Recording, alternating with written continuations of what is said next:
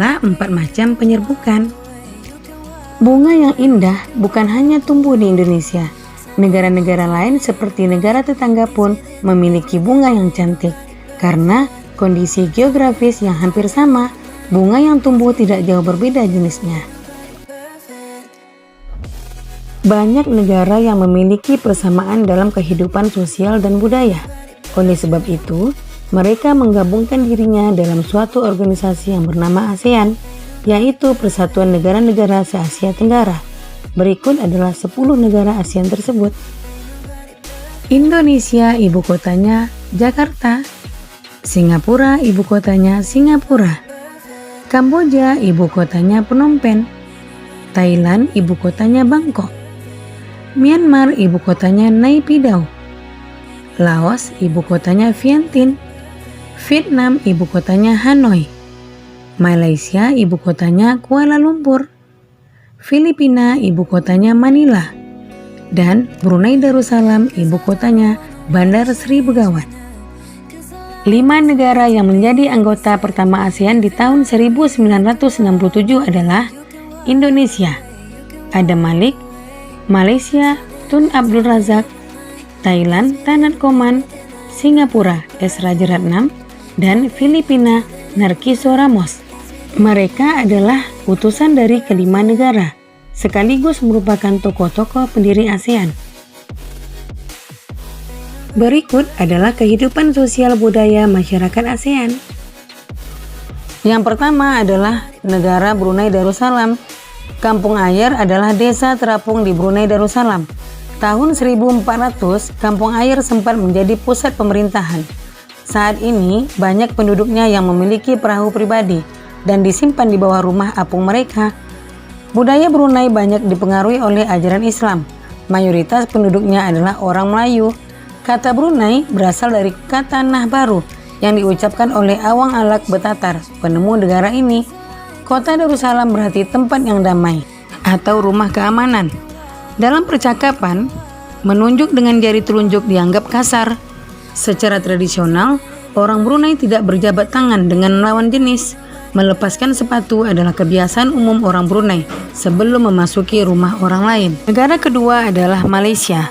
Patung Dewa Manungga di Malaysia merupakan patung berukuran 42,7 meter. Patung ini terletak di Batu Kafes, gua yang merupakan salah satu kuil Hindu di luar India yang paling populer yang didedikasikan untuk Dewa Manungga. Malaysia memiliki kota yang bernama Georgetown, yaitu kota yang terdaftar dalam UNESCO World Heritage. Kota ini terletak di Pulau Penang. Georgetown adalah kota yang memiliki ragam jenis budaya. Banyak gedung peninggalan masa Eropa dan bangunan bernuansa Melayu Tionghoa. 3 kaum utama di Malaysia adalah kaum Melayu, Cina, dan India. Musik tradisionalnya banyak dipengaruhi oleh budaya Cina, Islam, India, dan Indonesia. Makanan khasnya adalah nasi lemak. Yang ketiga adalah negara Filipina. Budaya Filipina merupakan hasil perpaduan antara budaya Barat dan Timur. Kehidupan budayanya dipengaruhi oleh budaya Melayu, Cina, dan Spanyol.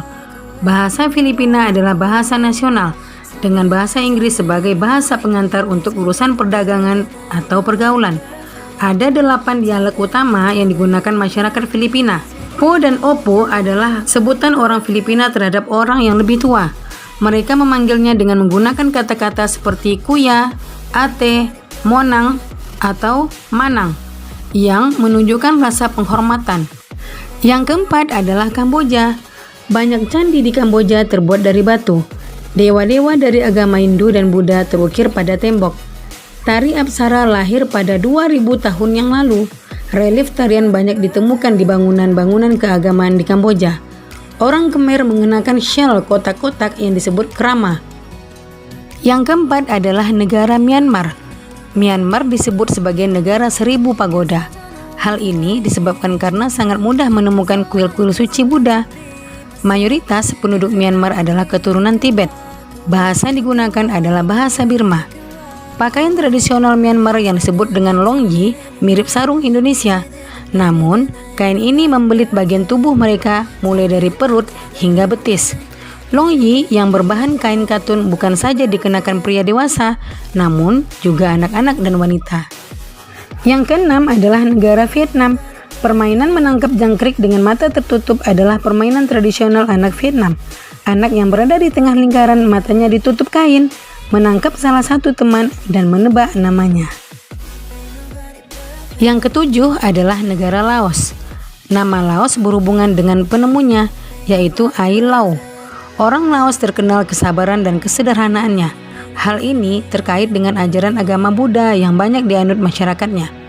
Olahraga tradisional di Laos adalah katau, seperti olahraga bola voli, namun menggunakan kaki untuk menangkap dan memukul bola. Bola terbuat dari anyaman bambu. Selanjutnya, negara Singapura. Singapura memiliki lambang negara yaitu Merlion. Merlion adalah patung berkepala singa dan berbadan ikan. Menurut mitos, Singapura dahulunya adalah kampung ikan. Kampung ini bernama Temasek yang berasal dari bahasa Jawa yang artinya lautan. Singapura berasal dari kata Sanskerta yang berarti kota singa. Penduduk Singapura berasal dari Cina, Melayu, India, dan Eropa. Kaum Baba adalah sebutan bagi keturunan Cina Melayu. Singapura memiliki 4 bahasa resmi, yaitu Melayu, Mandarin, Inggris, dan Tamil. Masyarakat Singapura memiliki budaya jalan kaki. Sekitar 80% masyarakat memilih untuk berjalan kaki kemana-mana. Hal ini disebabkan harga kendaraan, yaitu mobil dan bahan bakar sangat mahal. Kepiting cabai adalah makanan yang sangat digemari masyarakat Singapura. Terakhir adalah negara Thailand. Thailand adalah satu-satunya negara di ASEAN yang tidak pernah dijajah bangsa Eropa. Thailand dalam bahasa Thai adalah Pretty Thai, yang artinya tanah kebebasan. Sejak tahun 1800-an, Thailand berubah nama, antara lain Siam, dari bahasa Sanskerta yang artinya gelap atau coklat, dan Thailand. Wilayah Asia Tenggara dibagi menjadi 2 daratan, yaitu yang pertama, daratan berbentuk semenanjung. Wilayah yang berbentuk semenanjung adalah Myanmar, Thailand, Laos, Kamboja, Vietnam, dan wilayah Malaysia bagian barat. Yang kedua, berbentuk gugusan kepulauan. Wilayah yang berbentuk gugusan kepulauan adalah Filipina, Indonesia, wilayah Malaysia bagian timur, Singapura, dan Brunei Darussalam. Nah, sekarang tulislah pemikiranmu tentang karakteristik negara pada diagram Venn yang telah disiapkan. Perhatikan caranya berikut ini. Pertama, tentukan 2 negara yang akan kamu cari informasinya. Lebih dalam lagi, tulislah di kotak yang telah tersedia. Yang kedua, tulis masing-masing karakteristiknya di lingkaran sesuai dengan negaranya. Yang ketiga, di tengah lingkaran, kamu dapat menuliskan persamaan karakteristik yang dimiliki oleh kedua negara tersebut. Nah, ini adalah contoh karakteristik antara 2 negara, yaitu negara Indonesia dan Singapura dalam bentuk diagram Venn. Sungguh menarik kehidupan sosial budaya penduduk negara tetangga. Kamu akan belajar lebih banyak lagi